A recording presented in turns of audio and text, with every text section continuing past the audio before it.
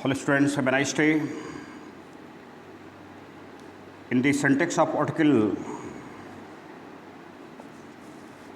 मैंने शुरू किया था, वही टॉपिक चल रहा था आपका। किसी भी वर्ड का लेटर फर्स्ट लेटर कॉन्सोनेंट हो और तथा फर्स्ट साउंड हिंदी के व्यंजन में क ख ग ह आदि से मिलता जुलता हो अर्थात कॉन्सोनेंट हो तो ए का प्रयोग होता है, जैसे a cat, a bat, a bench, a fan आदि। किसी भी वर्ड का फर्स्ट लेटर कॉन्सोनेंट हो तथा फर्स्ट साउंड हिंदी के स्वर वर्ण जैसा हो, जैसे आ, ई, उ, ए, ओ आदि हो, तो वॉवेल साउंड हो तो एन का प्रयोग होता है, जैसे an honest man, an heir, an heiress, an M an MLA, an NCC boy etcetera. किसी भी वर्ड का फर्स्ट साउंड बाबेल हो, ध्यान समझेंगे, किसी भी वर्ड का फर्स्ट लेटर बाबेल हो तथा फर्स्ट साउंड हिंदी स्वर आ, ई, उ आदि हो तो उसके पहले एन का प्रयोग होता है, जैसे an umbrella, an ugly man, an Indian, an exercise, an ox, an X. किसी भी वर्ड का फर्स्ट लेटर बाबेल हो तथा फर्स्ट साउंड हिंदी के व्यंजन वर्ण का खा गा घा हा आदि से मिलता जुलता हो अर्थात कॉन्सोनेंट हो तो ए का प्रयोग होता है, जैसे ए यूरोपियन। कहने का भाव यह है कि फर्स्ट लेटर बाबेल हो तथा फर्स्ट साउंड हिंदी के व्यंजन में हो, कॉन्सोनेंट व्यंजन हो, तो a European, a university, a uniform, a one eyed girl, a union, a unit, a unique dress, a useful cow, a 1 rupee note, a 1 way ticket. Sound पर विशेष रूप से ध्यान देना चाहिए। ए एन के प्रयोग में गलती नहीं होगी, लेकिन साउंड में कन्फ्यूजन रहने पर ए एन के प्रयोग में गलती होने की संभावना अत्यधिक हो जाती है, जैसे ए वुडन टेबल, ए वुडन टेबल, अब हम इसको वुडन टेबल कहेंगे और इसके पहले हम एन का प्रयोग नहीं कर सकते। इसके पहले किसी शब्द में भी एन का प्रयोग नहीं हो सकता है, जैसे ईयर है, एन ईयर नहीं हो सकता है। A yellow shirt, an yellow shirt नहीं होगा।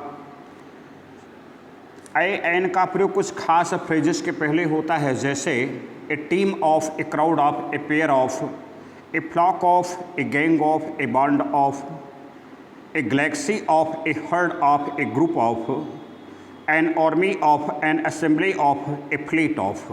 दस्ता होता है, जापानी दस्ता कहेंगे। ए का प्रयोग संख्या और मात्रा का बोध कराने वाले एक्सप्रेशंस के पहले होता है, जैसे a lot of, a great number of, a great many of, a great deal of, a number of, a large number of, a good many of, a good deal of. A an का प्रयोग one के अर्थ में भी होता है, जैसे Mukesh has a dog, Vinay has an apple, a farmer had 3 sons, अर्थात किसी के अर्थ में भी होता है, एक अर्थ में भी होता है। ए एन का प्रयोग एनी के अर्थ में भी होता है, जैसे there was a king in Magadh, Beena did not give her husband an apple. A an का प्रयोग ईच एवरी पर अथवा पर के अर्थ में भी होता है, जैसे Ramesh comes to my house once a week, doctor Surendra earns 10,000 rupees a month, mister Singh walks 5 kilometre an hour, rice is sold as ₹15 एक किलो। ए का अर्थ जो यहाँ पर है, हमने कहा राइस इज सोल्ड एट ₹15 एक किलो, तो ए का अर्थ प्रति किलो है। ए का प्रयोग आन के अर्थ में भी होता है, जैसे he found her A bed, he found her A bed, अर्थात उसने उसे बिस्तर पर पाया। ही वेंट ए हंटिंग, वह शिकार पर गया। ए एन का प्रयोग आल शब्द के अर्थ में भी होता है, जैसे a dog has a short tail, दुनिया के जितने कुत्ते होते हैं, कुत्ते की एक छोटी पूंछ होती है, तो लगभग सभी कुत्तों के पास, ऑल डॉग्स ऐसे भी हम सोच सकते हैं। A cow has a long tail, जितनी भी गाय होती हैं उनके सबके एक लंबी पूंछ होती है, अर्थात ऑल काउ। ऊपर दिए ए डॉग और काउ, ए काउ से क्लास का भी उद्भूत होता है। ए का प्रयोग द सेम के अर्थ में भी होता है, जैसे birds of a feather flock together, एक जैसे जो पक्षी होते हैं, सेम के अर्थ में भी मैंने कहा, तो एक जैसे पक्षी एक साथ उड़ते हैं। हंसों के बीच में बगुला नहीं उड़ेगा, बगुलों के बीच में हंस नहीं उड़ेगा। किसी भी प्रॉपर नाउन का प्रयोग कॉमन नाउन की तरह हो तो प्रॉपर नाउन के पहले ए एन का प्रयोग जरूर होता है। जैसे ही इज ए कालिदास, अर्थात वो कालिदास है, कालिदास जैसा विद्वान है।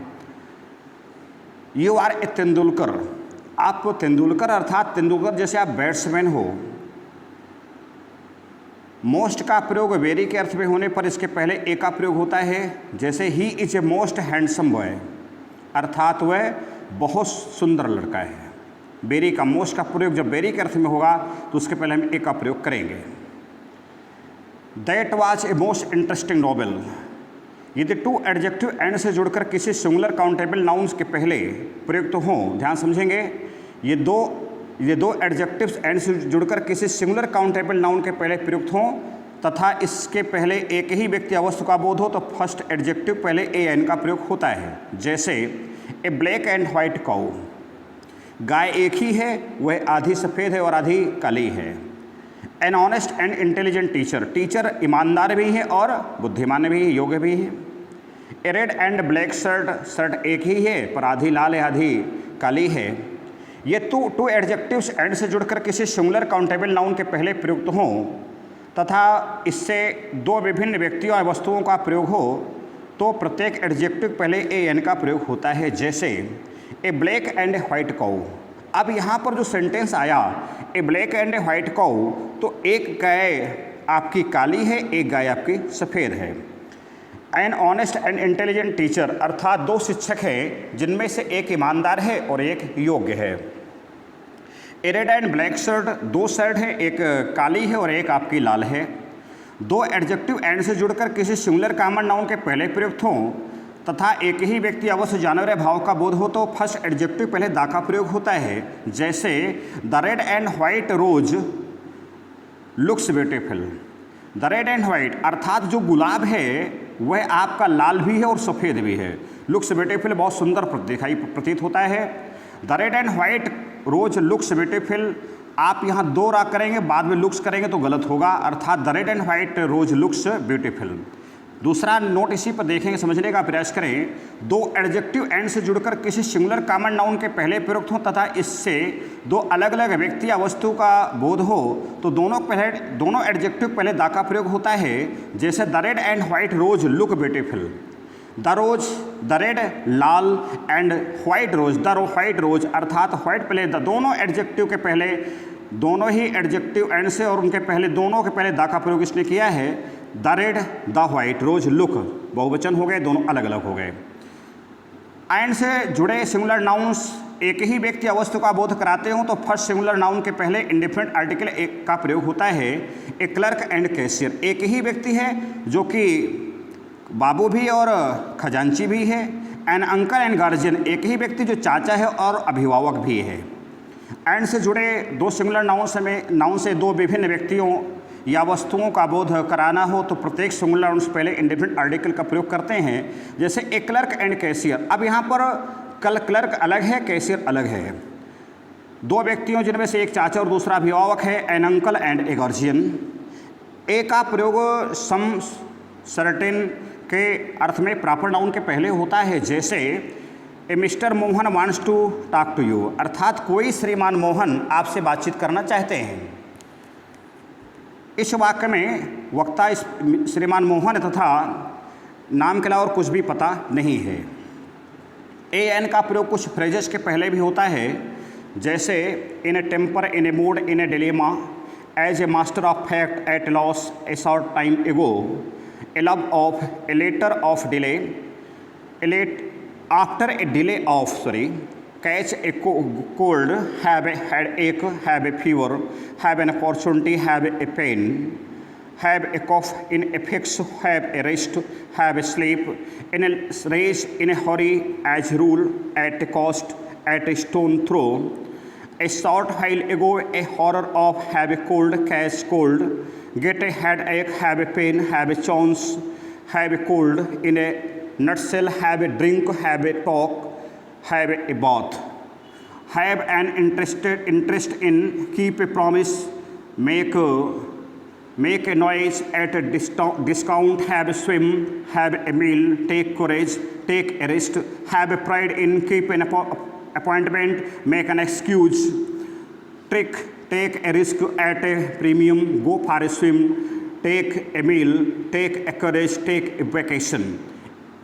It is a pity, it is a shame, it is a wonder, it is surprise, take a hint, take the hint.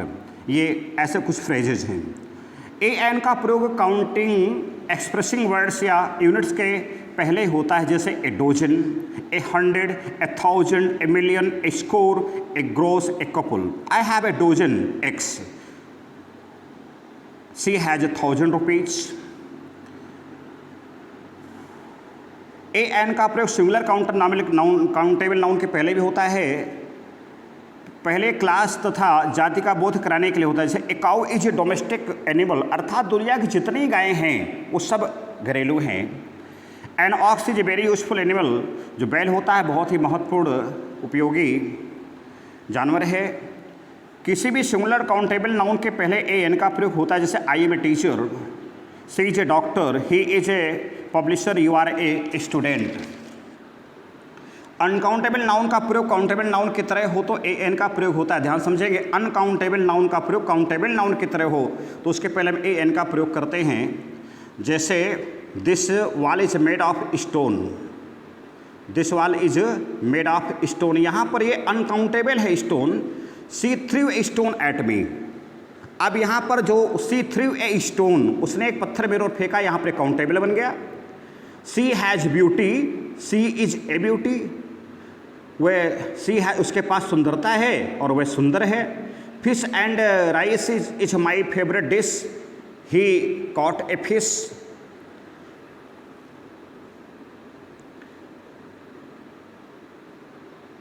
Fish and rice, मछली और चावल मेरे पसंदीदा भोजन है, यहाँ पर बहुवचन है। और ही काट ए फिश, वह एक मछली उसने पकड़ा। There is no life without fire, तो he made a fire to warm himself. This wall is made of rubber, he has to buy a rubber. Marriage is the union of two souls, he is going to attend marriage. She has great love for me, she is an old love of mine. There is a lamb in the menu, अर्थात that is lamb.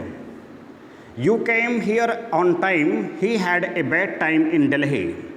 This room is full of smoke, let us have a smoke now.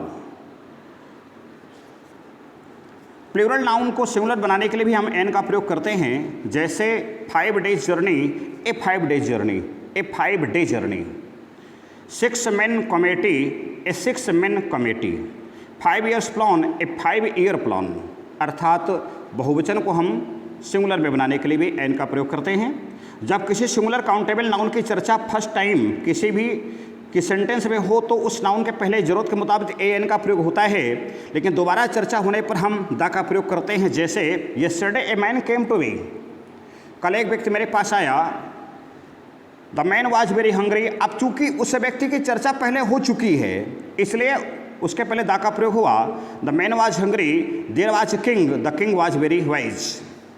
यदि verb का प्रयोग noun के रूप में हो तो इसके पहले जरूरत के मुताबिक ए एन का प्रयोग होता है। जैसे his grandfather has gone for a walk, verb का प्रयोग नाउन के रूप में हो तो इसके पहले जरूरत के मुताबिक ए एन का प्रयोग। जैसे his grandfather has gone for a walk. He wants to have a rest, a bath, a drink, etcetera.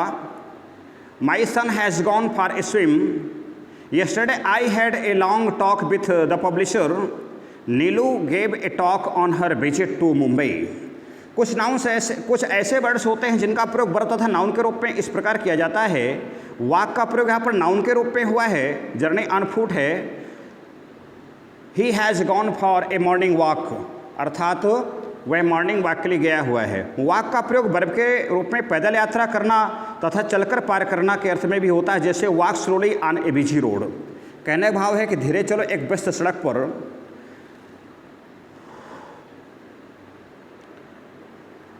Rest का प्रयोग नाउन के रूप में आराम, रिपोज तथा अवशेष बाकी के रिमाइंडर के अर्थ में होता है। Rest is necessary after work. Eat what you wish and leave the rest. Rest का प्रयोग वर्क के रूप में आराम तथा आत्मा को शांति प्रदान करने के अर्थ में होता है, जैसे we are tired we are resting now. हम थके हैं, अब हम आराम कर रहे हैं, आत्मा को शांति पहुंच रही है। May God rest his soul.